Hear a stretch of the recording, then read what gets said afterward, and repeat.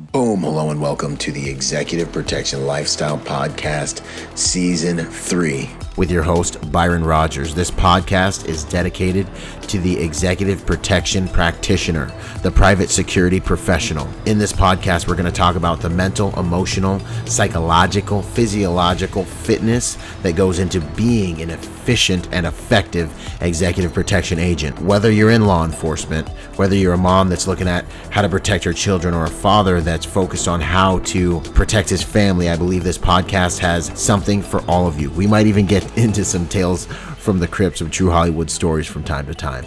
I'm doing this podcast because I feel the reality of this job is simple. If you really want to be good at executive protection, it's more than just a job. It really is a lifestyle. And those of you who've been in the game for any serious amount of time, you already know what I'm saying is true. So if that sounds interesting to you, enjoy the show. Out. Boom! What's going on, y'all? What's up? Welcome to another episode of the Executive Protection Lifestyle Podcast. I'll probably put this one on Protector Nation as well. I've got an awesome guest. Zoila Frausto is here kicking it with us for this episode. It's going to be good. How you doing? I'm doing great. Glad to be here.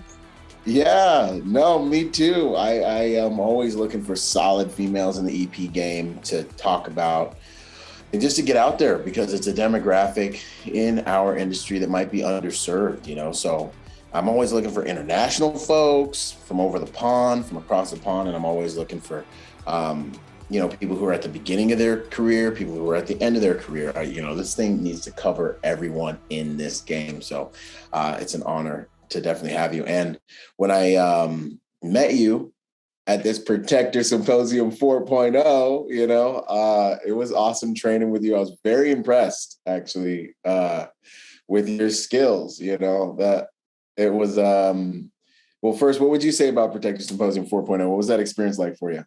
Oh, man, I was in awe of it. Like, it was not at all. I lived far past my expectations as far as what I thought I would learn, the knowledge I would pick up. It was just amazing for me. Everything from the talk to begin with, and then all of the blocks with all the instructors. Oh my goodness, I learned so much. Even before we got through with that Protector Symposium, I was like, when is the next one? Like, I can't not go to these anymore. It was a great experience. Not, I feel as a woman, it helped me not just be a better protector, but I felt like it did a lot for me as a woman as well. So it's an amazing experience for me. No, thank you. I'm so glad to hear that. So yeah, y'all, if you missed it, go to protectornation.com, download the replay. You can still get access to the entire library. So that's Protector Symposium 1 through 4, all the presentations. That's the information that helps you live a safer pattern of life and understand the ology behind these hard skills. It's ridiculously valuable. I wish I could get people to understand. They always want to go to the range. And I'm like, yo, you need the software. Like, yep. Rookies spend money on hardware. Professionals spend money on software. Get the software first, or just get it, And we always want to over deliver. And, from what I'm hearing from everyone, that's exactly what we did. You did. Definitely did. Good. Yo, so real quick, and just so everyone knows who they're listening to, why they're listening to it, we're going to get into that in 1 second. But when I noticed you at the symposium, well, one, you have the X factor. So when I'm looking at protectors, everyone's always kind of like, well, what does it take to get me in the game? I'm like, yeah, you can get the academics, you can get the training, and in a lot of different serving a number of different client demographics. That's good. But what you really want is that X factor. You want people to look at you and be like, this person could protect me and my family, or I could hire this person and they could protect my client. And I remember looking at you and being like, you know what? This female can hang, she can bang. We went out to the range and you were moving. I got all kinds of videos I haven't even dropped to you yet, shooting, moving through the vehicles, keeping up with the boys, outperforming the boys, got out the car faster than anyone, and got your gun in action. I was like, oh, okay. And then, we go to the hand-to-hand stuff and you're obviously killing it because that's your realm, right? Yeah. So real quick, why don't you give everyone like a background of like your experience in life, what you've been up to, what you've done to this point, because you've got richness in there. Oh man, where do I start? I've been an athlete I think I like to joke that my dad would kind of hoped that I was a boy growing up. So he threw me in every single sport he possibly could. The main one, though, the main ones were soccer and taekwondo. So I kind of grew up. I grew up playing soccer, running. I played basketball, volleyball. I played softball. I did everything good growing up. If I ever had an open weekend, my dad was like, okay, we're going to go race. And so just growing up, I was always a competitor. School was always important. Family was always important to me. And going through school, throughout college, I played soccer. After college, I picked up fighting. Yeah. And then for me, I wanted to fight Muay Thai, but I did so well so fast. Within like a year of training in Muay Thai, I got my first MMA fight, and I just kind of hit the ground running. Within 2 years, I became a world champion with Bellator MMA. And then since then, it's probably been about 13 years. I've been a professional mixed martial artist for 13 years. I have a world title in Muay Thai and a WBC national title in Muay Thai as well. So I've been teaching as well for maybe over a decade. Really it. I mean, yeah, a couple of world titles. I've been a martial artist all my life. And an athlete. It's really it. I mean, I do a lot of other things, and now I do EP work. So yeah, that's it. That's where you're at right now. That's awesome. What would you say if you're going to talk about a value or two that helped you achieve those things in the realm of professional martial arts? A value. Let's see. Yeah. Like, what did it take? Like, what was you kept going back to, like, I need to, like, for me, it's like discipline, consistency, evolution. I'm always humble enough to evolve, like, what are the kinds of things that during this journey that like got you through and helped you achieve those things? Like, why did you beat all these people? I think a lot of it started with anger, which wasn't a good way to start, growing up, my parents got a divorce. They actually married and divorced each other twice. So they really tried. They really loved each other. Yeah, I was an angry child, and I never thought, like, for me, that was like, okay, that's never going to be in my future. I don't want to be any part of that. So I grew up kind of angry, and I was always competitive. Yeah. I think just being consistent, and then the discipline behind it too, because a lot of people think that just fight, you're going to just go out there and it's like a bar fight. No, you have to use this more than anything. And your training has to be consistent. You have to be confident. I think as a woman, especially in the sport, it was hard to start. Yeah. There were very many women when I started. So not only did I have to be confident in myself and my abilities as a woman, but I had to be consistent in my training. I felt like I had to gain a lot of respect, not just from, my training partners, from coaches. They had to make sure that I was there for the right reasons, because, as a woman, a lot of people will look at you a little crazy and, what are you really doing here? Are you trying to find a boyfriend, or are you trying to get attention? Like, no, I've been an athlete all my entire life. I wanted to be, I want this challenge. I wanted to be challenged, and one human body against another human body. I don't think there's very much more challenge than that when it's sports. So I think that's what drew me to it. So I think discipline, consistency, and it was always like a never give up thing for me. I never giving up was never an option in anything that I did that I wanted to do. So I think that's really it for me. Awesome. Discipline. Yeah, discipline. The huge thing, especially in the sport, because when it comes, you're going to have to make weight. You have to be in training all the time, because the person you're fighting is going to be doing the same thing, but who really wants it, and who's going to, check off all those boxes, going through those training camps and sacrificing. I had to sacrifice my personal life. I had to sacrifice food, holidays, spending time with my family. 24-hour job. Like, it was 24 hours, 7 days a week. You had to stay, you had to be mentally strong. You had to be physically strong. You had to keep your emotions in check. And as a woman, we're all over the fucking place. So try to keep all that, and then go into a fight. It's hard, and throughout the years, it gets harder and harder, especially when you make a name, and when people respect you, and when people expect things from you, it gets difficult. I feel like that consistency and that discipline, that helped out a lot. Yeah, that's funny.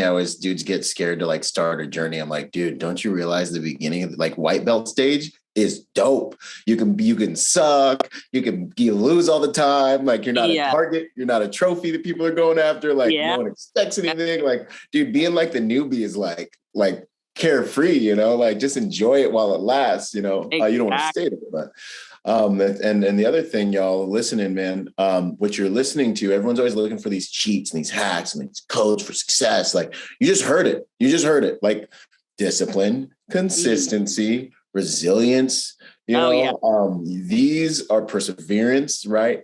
Quitting is not an option. Everything's life or death, you know, for a lot of these individuals that I speak with, and for myself, that people that have achieved success, these are the formulas. Like, this is just it. Yeah. There's no cheat code. These are the cheat codes, but they require you to become something more, which requires a death of who you are. That's just it. And it all takes time. It didn't happen for me overnight. I was an athlete all my life up until that. And my father, when I grew up, it was, you know, he was always hard when it came to a lot of things. And I think that helped me out a lot as well, you know, because throughout my MMA career, it was the same, like, have my dad's voice in my head the entire time. Like, keep going. You're going to fail. Yeah. Keep going. Like, don't stop. So that helped out a lot as well. Yeah. And so, like, and that's the game, you know, it's, you know, you want to be successful in the EP game. That's the formula. You want a successful relationship. That's the formula. You want to win in the money game. That's the formula. You know, like, this is the formula. You want to be shredded, jacked, and tan. This is the freaking formula right here. Yeah. So, no, that's good stuff. I love it. You know, and the things we want bad enough are the things we do those things for, you know?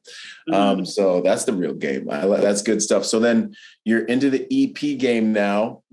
How'd you get into that? Why you start being a professional protector, girl? What's up with that?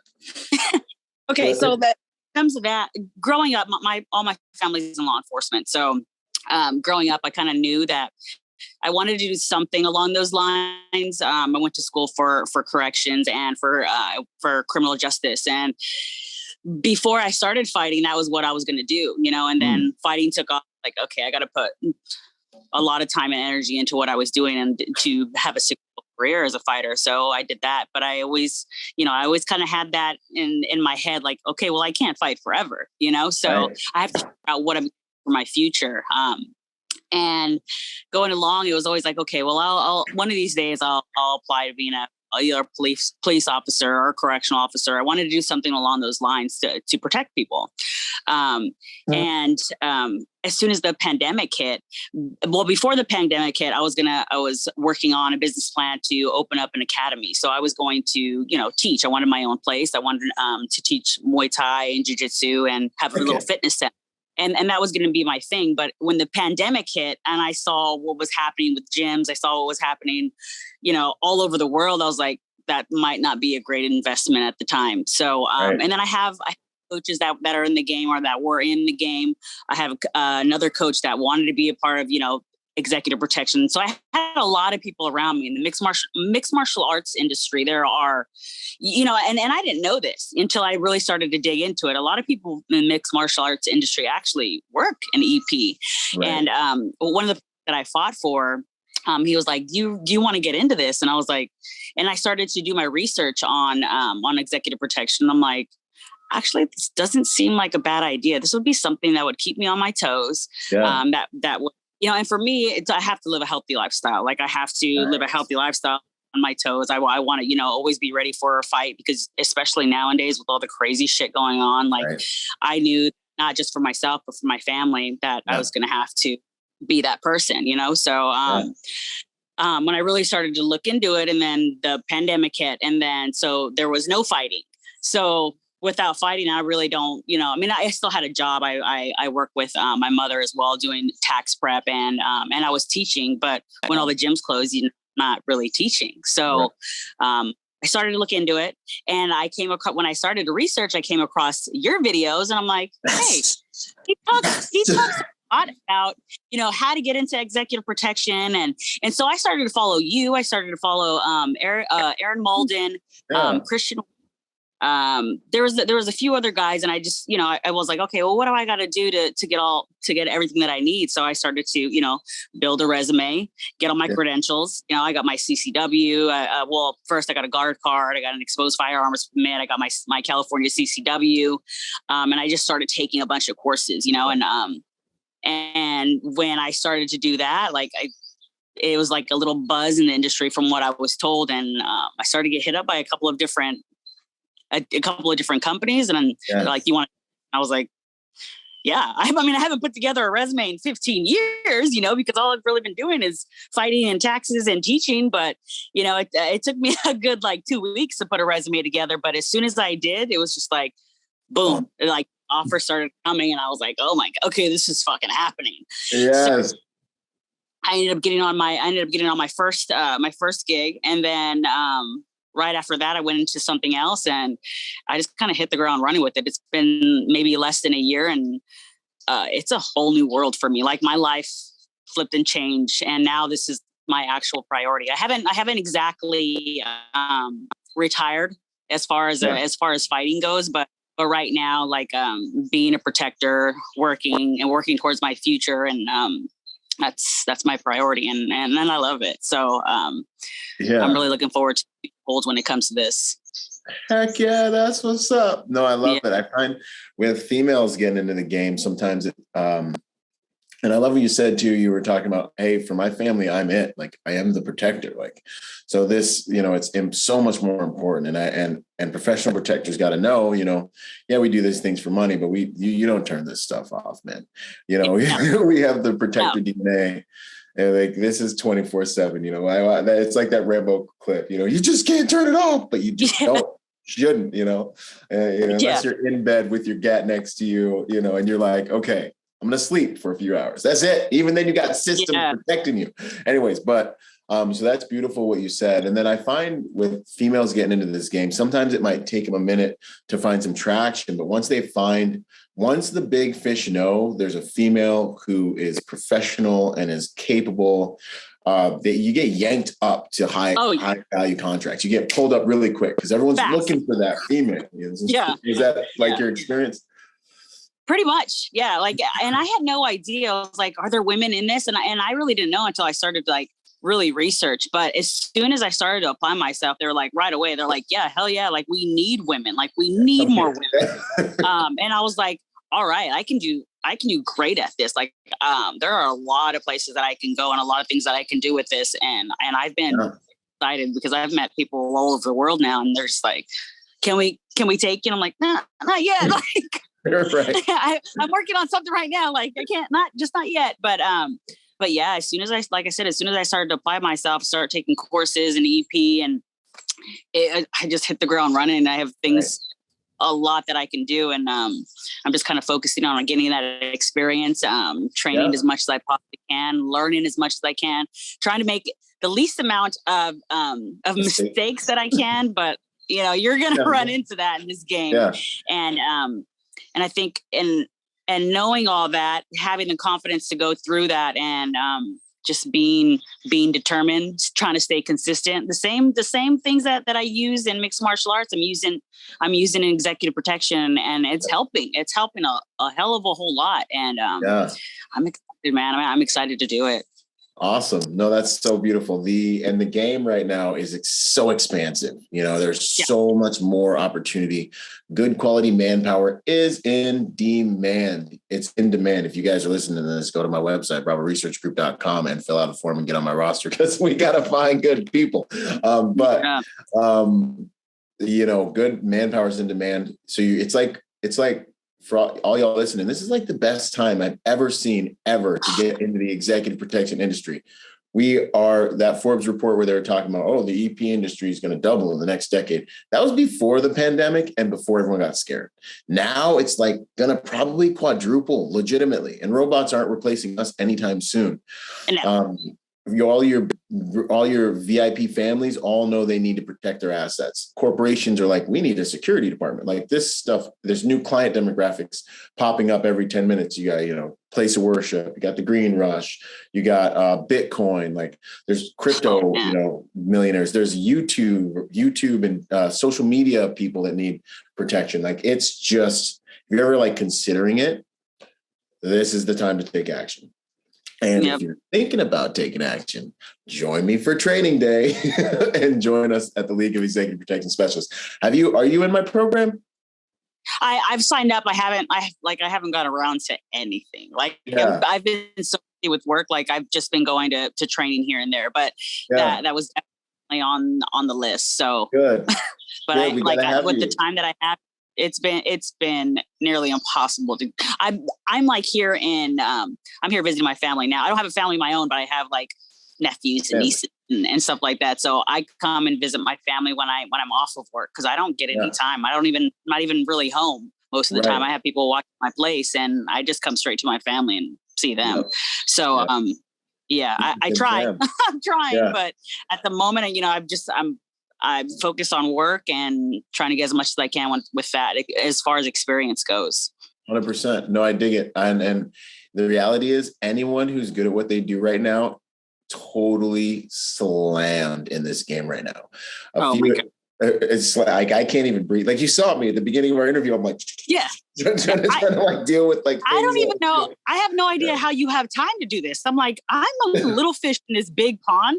I don't know. And I see you everywhere. You have so much content. You put up so much stuff. I mean, like I said, I found you on YouTube and there was so many things on YouTube. And I was like, that's what I have to do. Okay. That's what I have to do. And I'll watch your stuff. I was watching your stuff religiously. What I got to cross out all the things I need to do to get it in the game. And I was like, how the hell does he have time to do all this? I don't know how you do it, man. Like, I feel like I'm running around with my head cut off sometimes. I'm like, there is no time to do anything, but been busy. It's because I'm psycho. That's all. Yeah, we all better. I guess it's the right screws to have loose. We got to be a little crazy to do this. So no, it's true. Yeah. And just for you guys listening, if you're working and you're thinking about getting in, the course is digital. So most of it you can take in while you're working. That's there's so many advantages.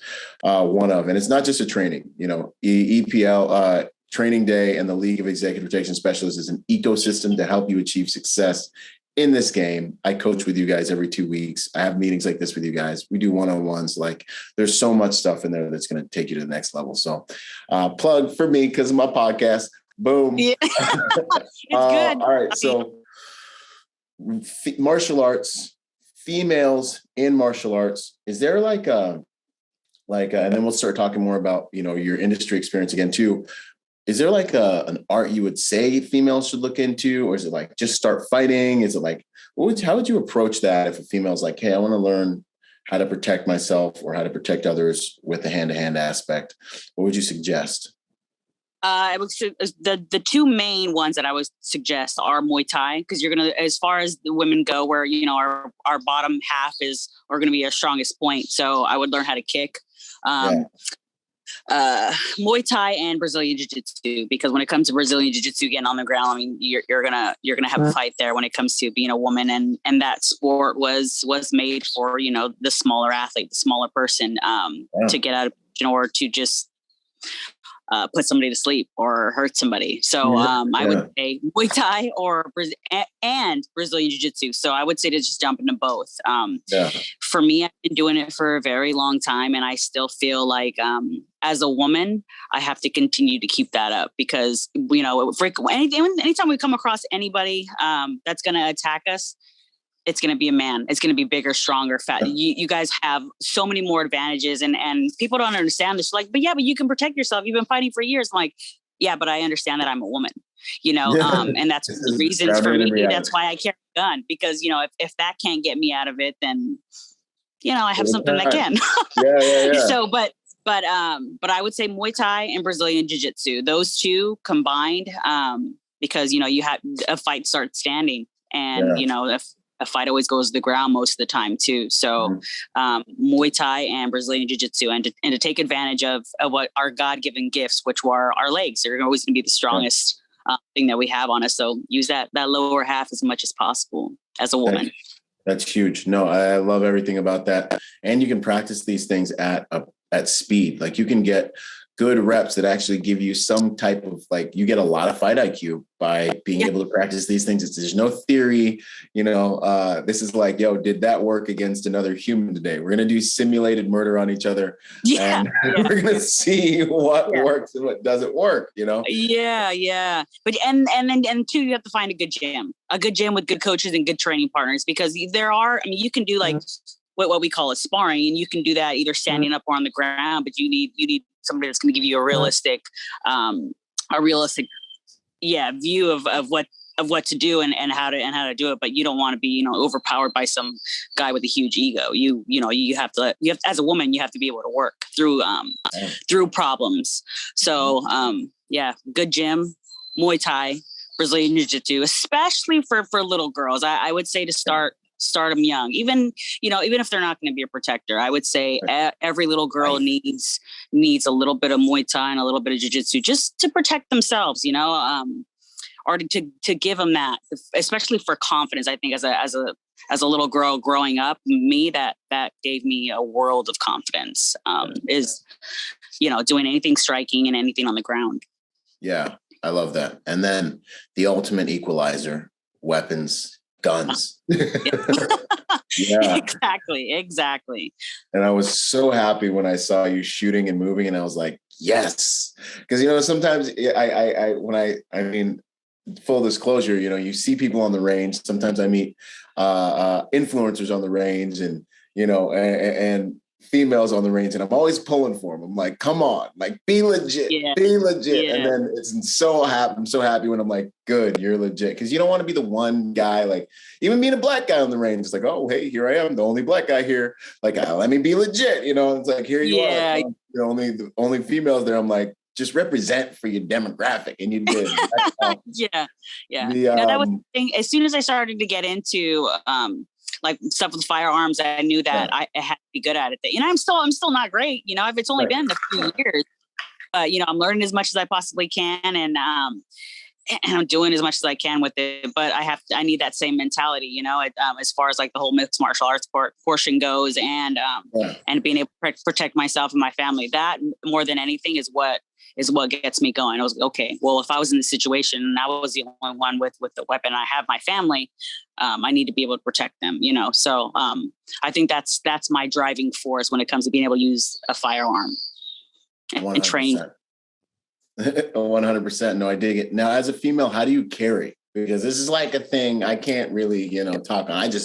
I'm good, but like, I always, because you guys wear more form-fitting clothes sometimes, and like it's a different ology. It's a different like art there. Appendix for me. Appendix carry. But a lot of the time I was always wearing tight clothing. You can't.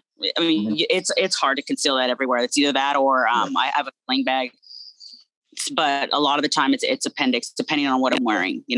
Where I'm going. So you might have to be a little more modest and like not show your belly button one day, ladies. Yeah. So no crop tops, I guess, that day for me, a little bigger tee. Yeah. Yeah. So gun size. How do you, what gun do you carry and why? Like gun size, any different for women? What's up? I carry a Glock 43 now, but I actually started with a 17. I was appendix carrying with the 17 to start. That damn thing was huge. And I was working like 12-hour days with that thing. And I was like, this is stupid. I was like, I love shooting this gun and I'm comfortable with it. But I was like, it's just not comfortable, sitting around and moving around with that thing. So now I have, Right. And it amazes me. Some of these dudes will have like a Glock 17 with like a X300, like a big old weapon right on there. And I'm like, dude, like that you got room for all that stuff in there? Like, all right, whatever. Yeah. Like the skinny guys, usually it's the really skinny guys will be doing it. I still got a little bit fat kid on me. So I can't be doing all that foolishness, Yeah. That's yeah, no, so I dig that. Okay. So So straightforward, appendix carry, Glock. Which Glock did you say? I carry a 43 now. I have a 17 and a 19. I actually like the 19 out of those three, but I carry the 43. Yeah. See, I love me a Glock 19. That's just like, but I carry CZ P10 C, but I have the P10F barrel in it, so I get a. Okay. Hopefully the social medias don't get too crazy. This is my oh yeah.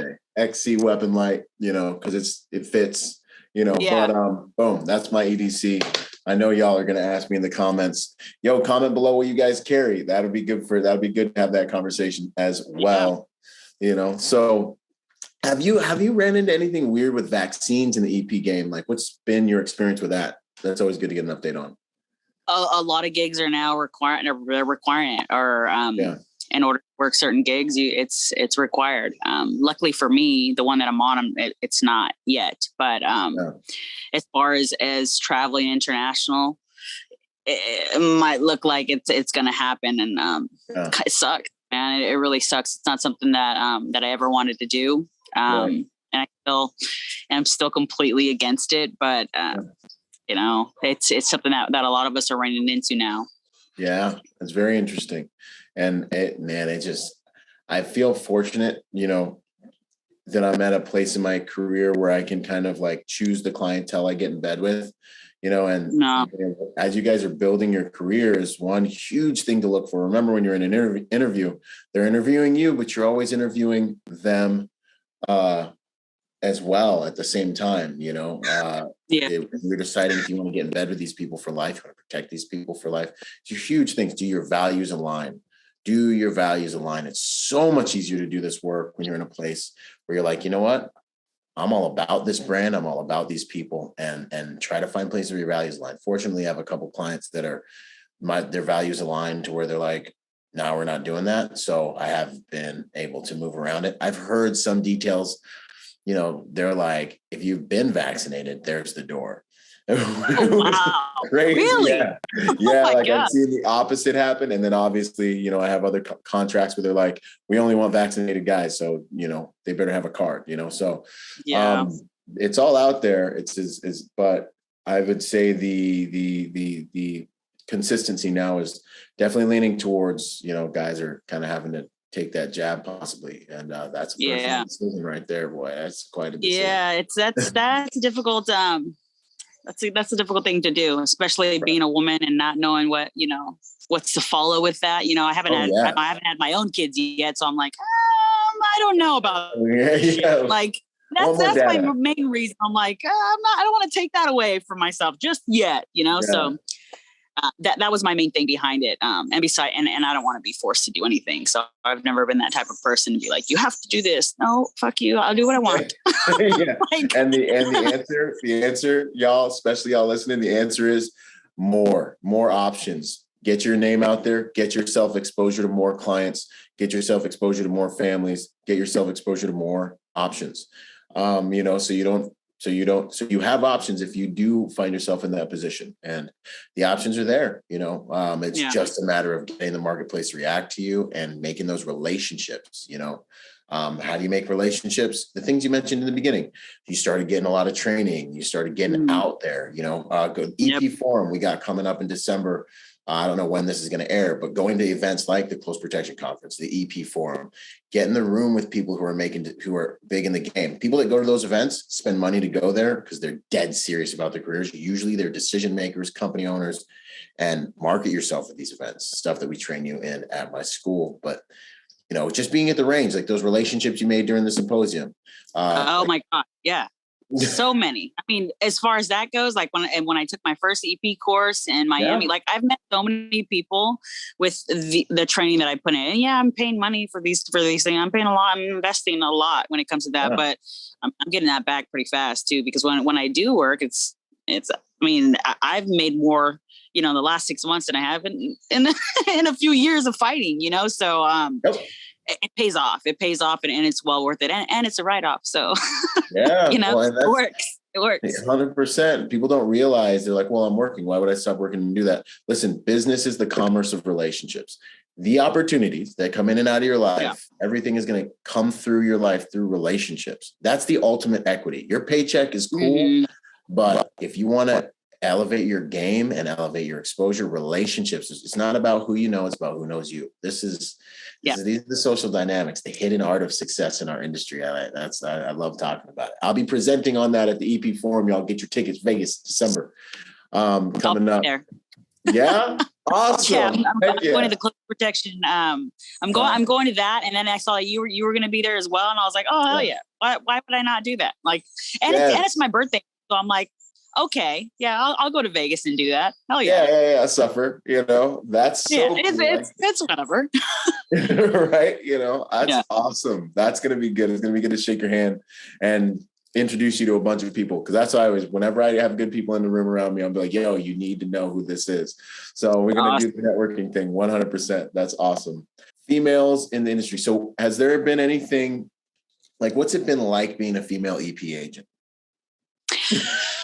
I feel because I just came from a male dominant industry. So it's basically the same thing. I mean, you have men with egos, and then you have women, and a lot of the time I think a lot of women are trying to like themselves. For me, it's I feel like I've proved myself as far as a mixed martial artist goes, and being in a male dominated industry. So I feel like that's not something that I have to do. I feel like I have skills, and I'm learning, and I'm doing everything that I need to be a good executive protection agent, not, just a female in the game. So, but being a woman in the game, there's a lot of advantages, and there are some disadvantages, but I feel, as long as I have my head on straight and I'm doing things the right way, the way that I did in the last industry that was male dominated as well. I feel like I got a pretty good head on my shoulders when it comes to that.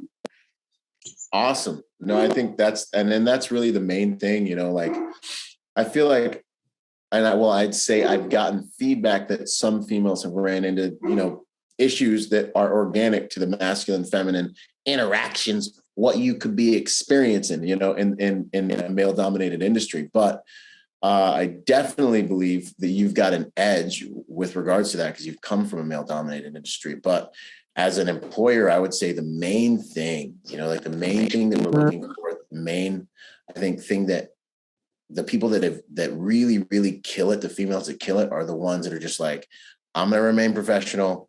I'm going to do my best. I'm going to be the best EP agent I can be relative to my skills. Yep. I'm going to accentuate my strengths. I'm going to be humble enough to know my weaknesses, which is just like the same thing I'm doing, even like it's the same thing any human should be doing. Those are the ones. And when we see that as employers and stuff and teammates, we're like, this is a good person to work with. So I think that's how you get around all of it, and like, everyone's going to deal with different little weirdnesses, like I got clients that are like, hey, we don't want any black guys. I got clients that are like, we want all hood dudes.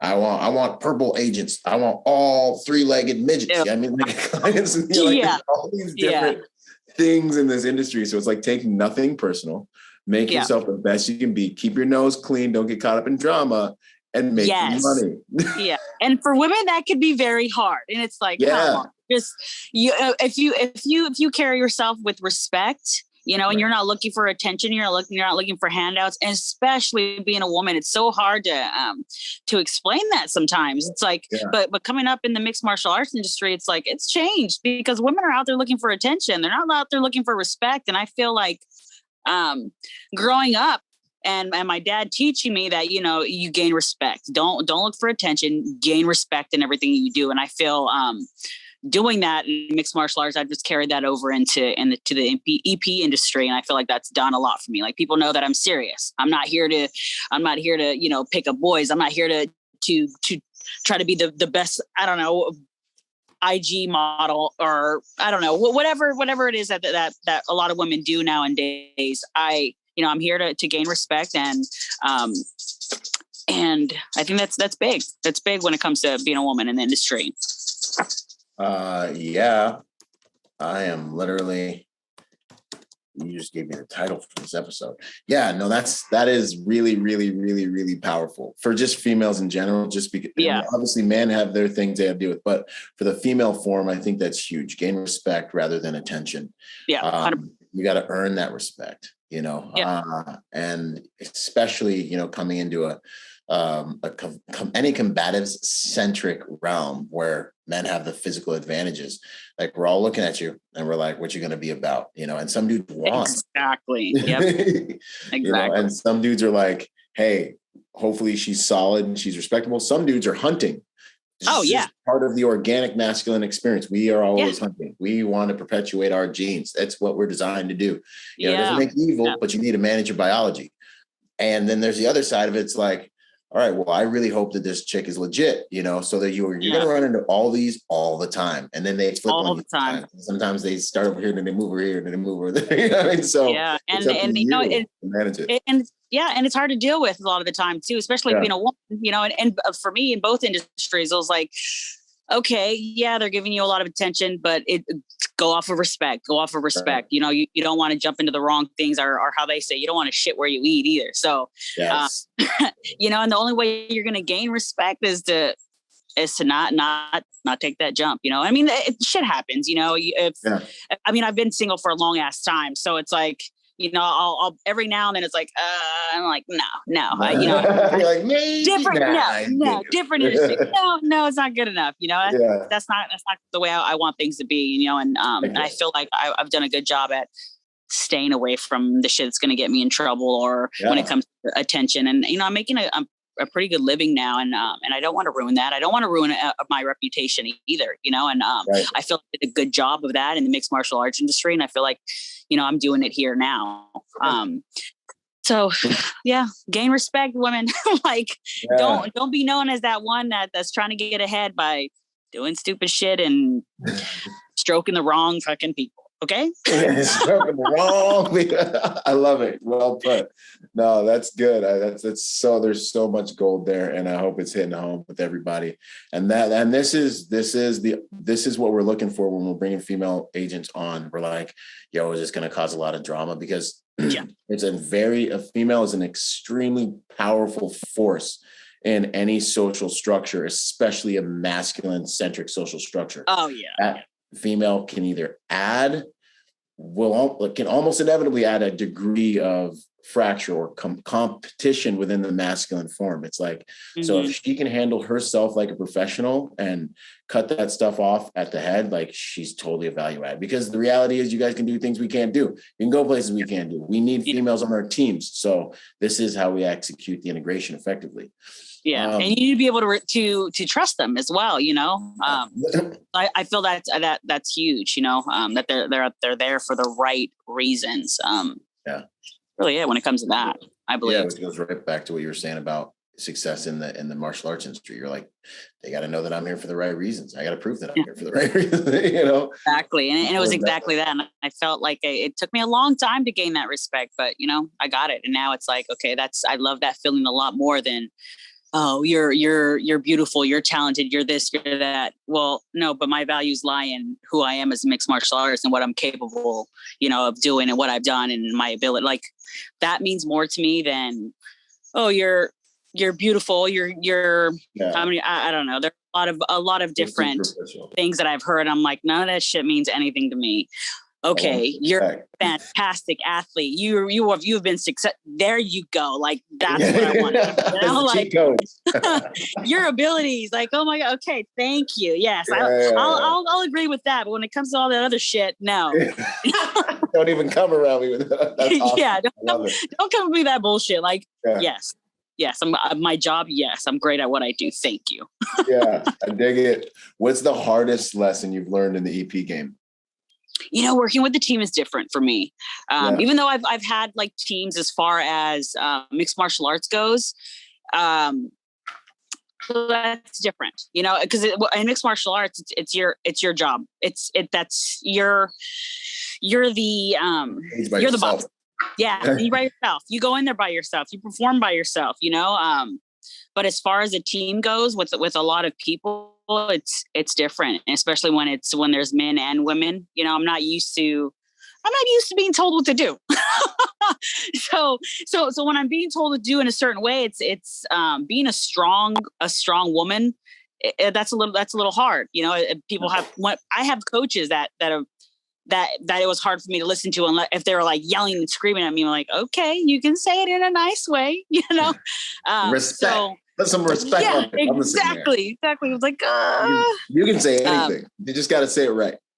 Yeah, exactly. And finding the right people to speak to you in that manner is difficult, you know. So I feel like working with the team with men and women has been a little different for me, because, you know, it's usually a lot of men that I've been around. So I'm used to that dynamic. But when there are women around, it's like it's kind of like high school sometimes, you know, because some women aren't about this. Like, we got to deal with this right now. You know, exactly. And it's, and that's a little difficult to deal with sometimes, but I mean, as long as you have the right head on your shoulders and do what you got to do, I feel like it'll be good. Yeah. But I think that's the only issue, is working with the team with a bunch of different people, you know, and, trying to come together as a unit, especially when it's a new thing and you don't know a lot of these people don't know you or how you operate. It's different. So it can be difficult at times. Yeah. Well, and you're like a 1%er. Like, you know, one of the things I struggle with, and I think we have the same type of engine, is like, I'm a hammer. Like, I'm a doer. I'm an executor. I don't deal with emotions. Emotions are like extracurricular. Like, oh, there's a problem. Cool. How do we work it out? How do we solve it? Only solutions, prioritize, execute, control what you can control. Like what are you feeling things about? You know, like, and I'm always in motion and acting. And so when I get on teams, I actually have a lot of fear for relationships, because I'm kind of like, are you going to be a horse? Like, are you going to run as hard and as fast as me? Or are you going to have all these little issues and things? So like, when you're an elite athlete, so I can only see you getting to a place, and there's like normal people who God bless them, normal people, you know, but like, then you have this engine you've built. And so working with normal people, it can be an experience that requires some compassion, and you just can't go as fast as you want to go all the time, you know? Yeah, you know, and being a woman, and that's different. Yeah, and being a woman, that's different for me. You know, I'm used to, you know, going at my speed in 100 miles an hour, and it's like, you keep up, you can. I have to wait for you. Like, what? Like, no, yeah, it's different. Okay, you're back now. But yeah, you were saying, like, you know, running at your own speed, you know, is something you value. And same here. I love running my own speed. And you get with a team, you have a composite score, which is like everyone's score put together. And you're like, why are you not batting 1,000? And I'm over here. Like, why are you not hitting grand slams? And we're on the same team right now. Yeah, 100%. And you want to, you know that they have your back just the same as you would have theirs. You know, I feel like I'm able to do a lot, and I feel like I'm capable of a lot, especially being who I am. It's like, do you have my back the way that I have your back?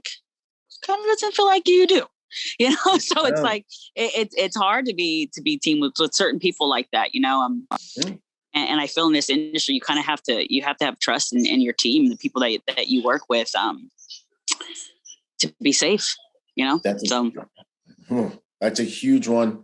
Something I focus a lot of instruction on is the reality of competition over cooperation, and how it creates a high attrition environment on our teams, and how you actually influence your team to value cooperation over competition. That's one of the huge social dynamics pieces I hammer on. I try to equip everyone that goes through our course with the ability to influence a team to rearrange that value structure, because it's organic for a human being that's insecure, which is most people in themselves or their position, to want to protect themselves. And it very often comes at the expense of the team. But when they really start to realize that survival of the fittest is high attrition, but survival of the pack, elimination of the weakest, is actually what really works. It's really one of the other things Darwin talked about. You go watch the Discovery Channel tonight. What are you going to see? You're going to see lions. They're going to be looking at all the gazelles. And then they're going to be like, yo, there's that one gazelle that's cut off. We're not going to mess with the pack. The pack's safe.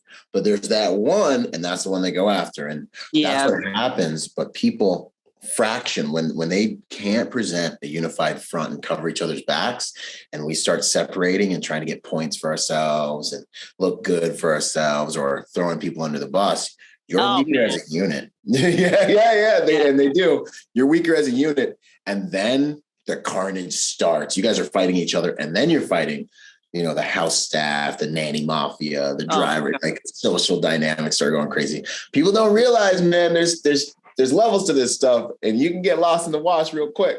Yeah. I mean, I've already experienced some things, and I'm just like, and for me, it's always been like, okay, get past it.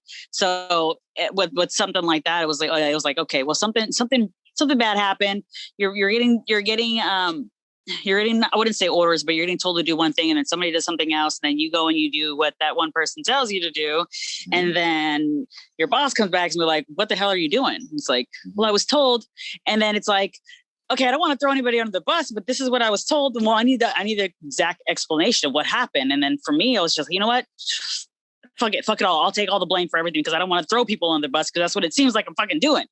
And then they come back to you like, no, we need to know everything. And I'm just like, shit, man. Like, I don't want to throw people on the bus. You're making it seem like I'm throwing people on the bus. Like, I'll fucking take the blame for everything. And it's just like, oh God. And then it's just this huge fucking mess. And it's like, okay, no, we need to know. Like, God, and that's for me. That's only that's been the issues, because I've always been like, okay, I'll take, you know, I'll hold myself accountable for what I did wrong, you know. Yeah.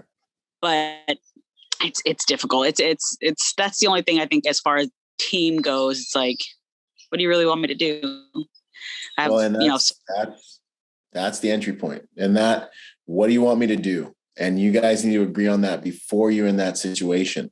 So you can take responsibility for it, save the team, take your hit. But then when they talk to leadership, they take responsibility for it, and everybody takes responsibility for it. And then they're sitting there like, okay, well, I guess the team understands what they did wrong. They've got a plan. This is exact, sir, ma'am, I apologize that your luggage was left on the tarmac.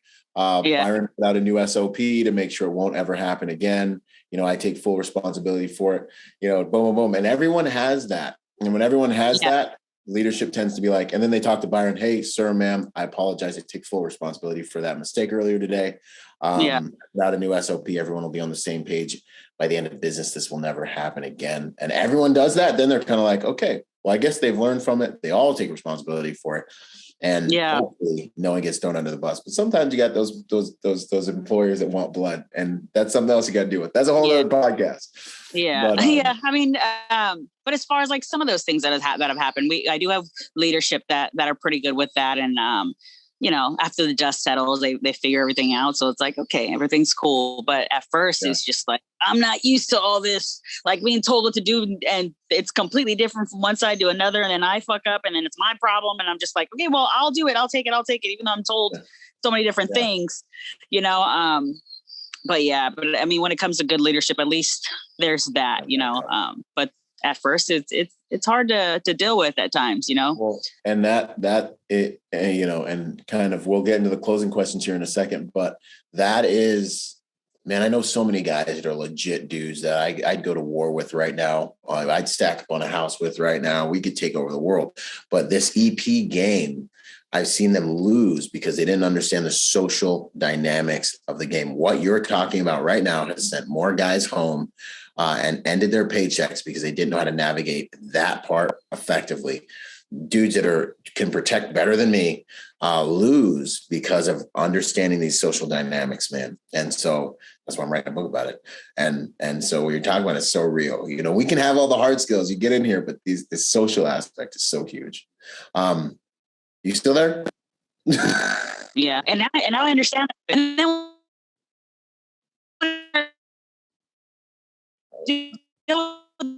that I was like, oh, it hasn't even been that long. And I'm just.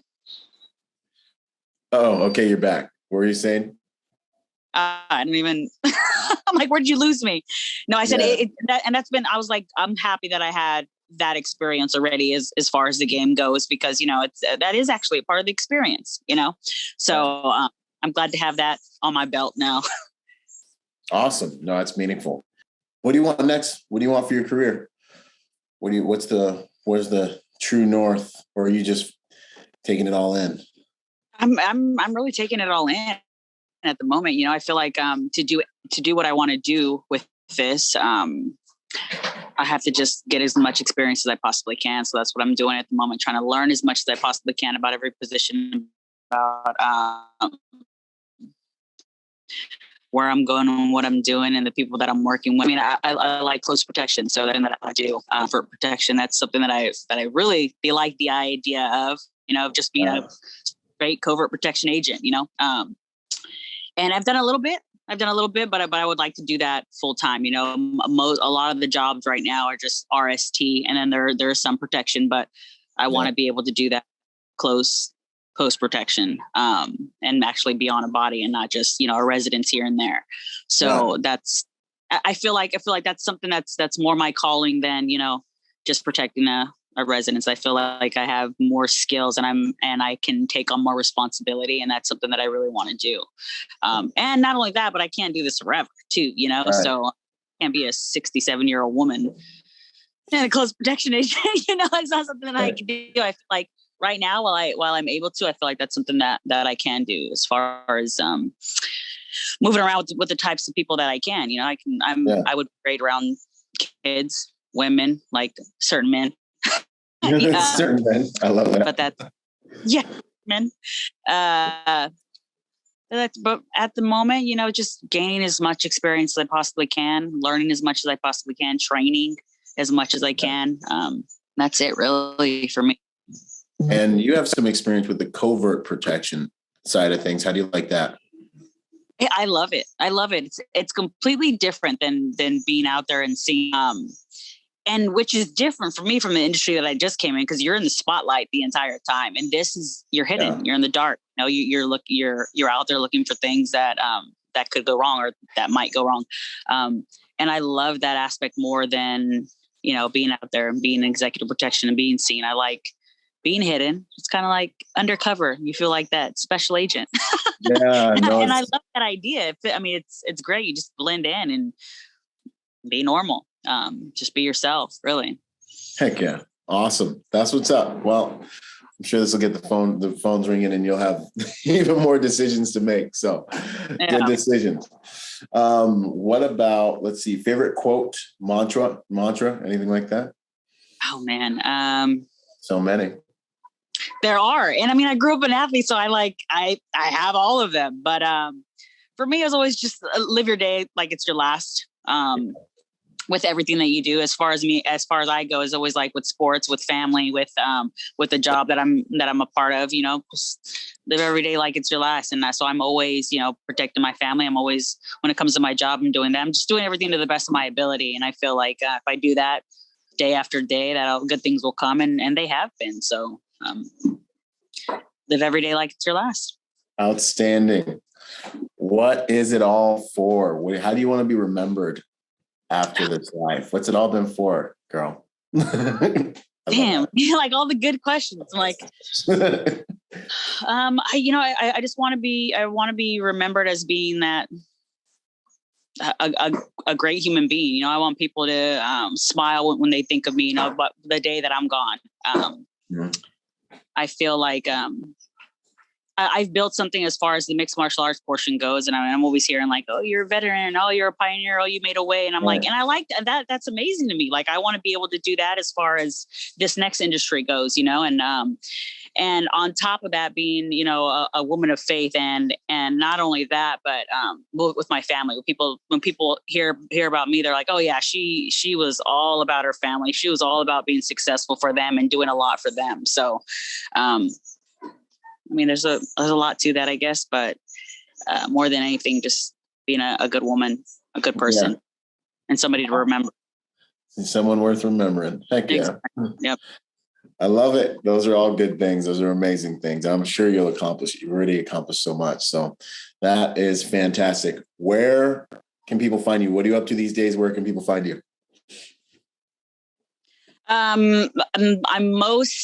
The most traction I get is with social media. You can find me at Zoila Frausto, and that's like obviously my fight page. But I do have a lot of like shooting stuff on there as well. So on Instagram at Zoila Frausto, and then I have Facebook. I have a fan page on Facebook as well. Same thing. Just look for Zoila Frausto.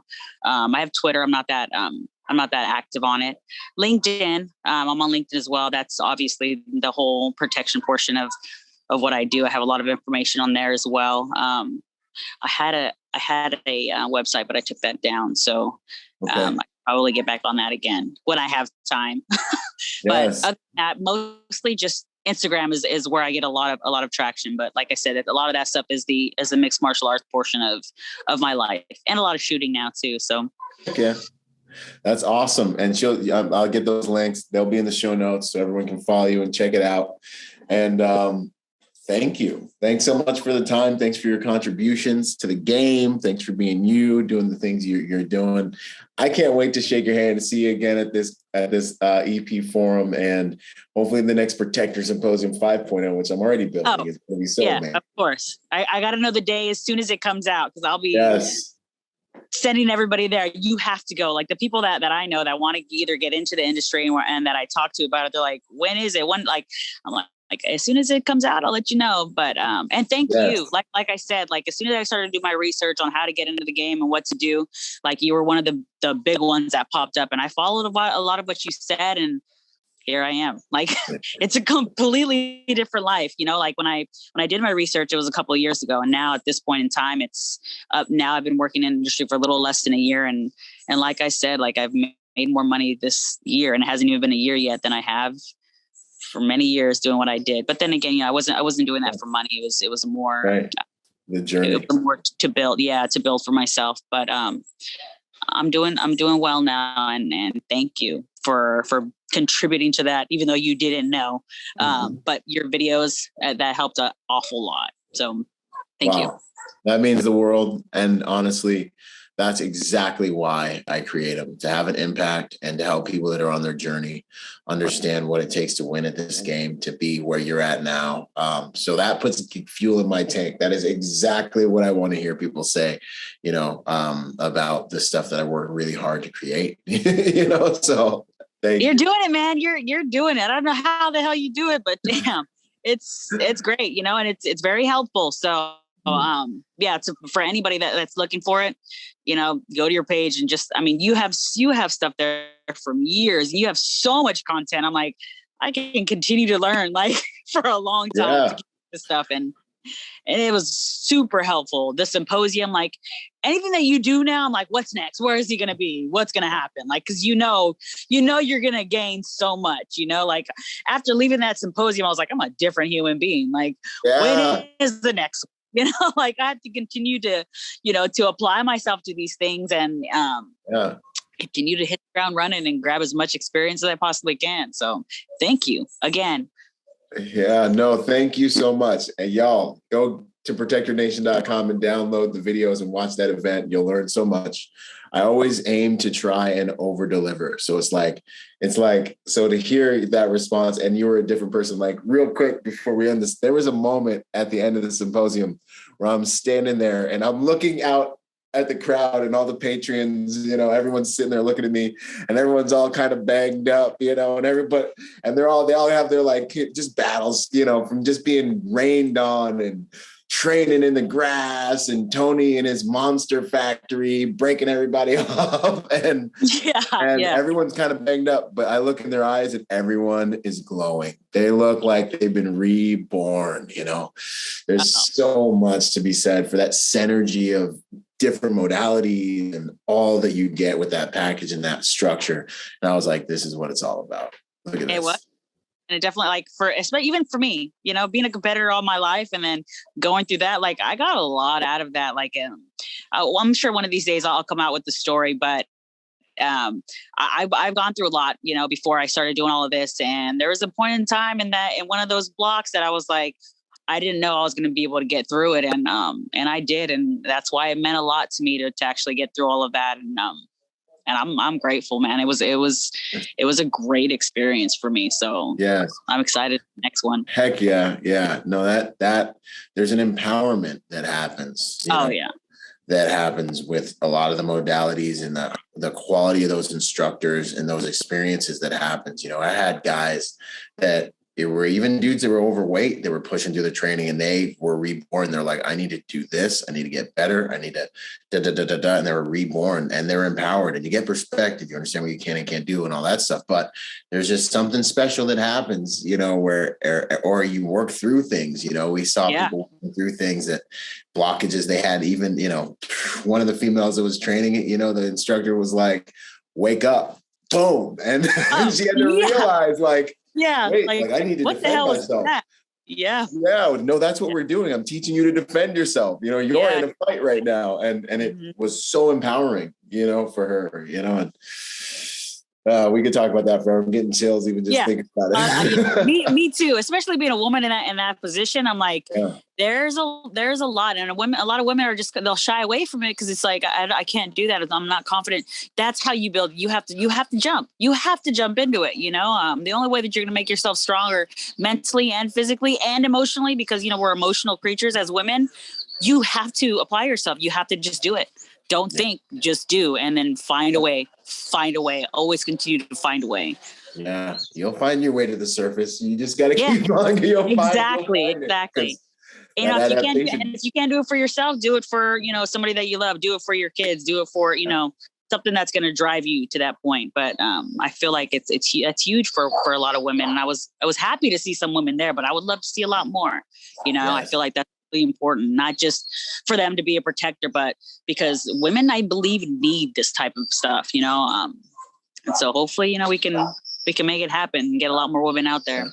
Yes, no, I love that for sure. That's, I got 5 sisters, and, women in my life largely raised me, and honestly, no one's hunting me, no one's, looking at me at 240 pounds, like, yo, I'm going to go and like grab that guy, like not usually, not unless I'm at work, but I really want to encourage females to come out and get this training, because they, organically, just because of the way things are situated, they need these skills, and I can't stress enough the importance of that. I'm going to have to make sure that we ring the alarm this next one, let the ladies know, come out and get this in. It's so good for you. I wish every female in the world had to take Craig Douglas's vehicle fighting course. Oh my God. Yeah. Yeah. Even a female as myself, I've gone through things in the past that made me who I am today. And that block in particular hit me hard. It hit me hard to a point where like, I could not move. I was just like, oh shit, it's coming back to me that I thought I got past. Yeah. And even becoming the woman that I am today, it was hard for me to get through, but I went through it, and I got through it with flying colors. And I feel like, you don't have to be a professional fighter to go to these things. You don't have to be a woman that's been, training forever. You just go. Just do it. Apply yourself. I feel like that's something that'll help you motivate you. If you fail, that'll help motivate you to be better at certain aspects. I feel like that's something that women should do a lot more. Yeah, just be a major part of that. Yeah, no, 100%. No, I think we said a lot on it. The empowerment piece is huge. The instructors are able to meet you where you're at and get you the training you need, especially in a class size that small. You'll never see them in a class size that small. So anyways, lots of value there, y'all. Protector symposiums, they're coming up. I'm just warming up. I'm plotting on this next year. I can't wait. Outstanding. Thank you once again for your time, Zoila. Thank you. Awesome. Really appreciate it. Thank you. Awesome. Okay. We'll see you out there. I'm sure I'll see you at the next training event. Talk soon. Sure. Yo, if you're a private security professional wanting to take your game to the next level, go to executiveprotectiontrainingday.com to check out my personal success package for private security professionals. Check it out, executiveprotectiontrainingday.com. And remember, y'all, hard skills do save lives, but soft skills get you paid. Boom.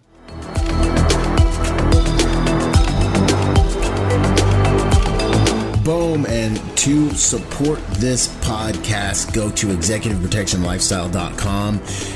and contribute to our Patreon account. That Patreon account is what helps me make this podcast possible, contributing to this brand, what we're doing here, making it so that I can bring better guests on, making it so that we can plan more events and just expand the contribution to the private security industry, and also to making America a safer place. Do whatever you can, contribute whatever you can, because it makes all of these things possible. Thanks for those contributions. Yo, and before we go, I got to shout out to the sponsors, starting out with Primary Weapon Systems, PWS. They truly are the evolution of the rifle. Use Byron for 10% off. Grayman & Company, the most comfortable tactical suits in the game. Use Byron for 10% off with them. Until the next podcast, this is Byron Rodgers, protector by nature and by trade. Out. Boom.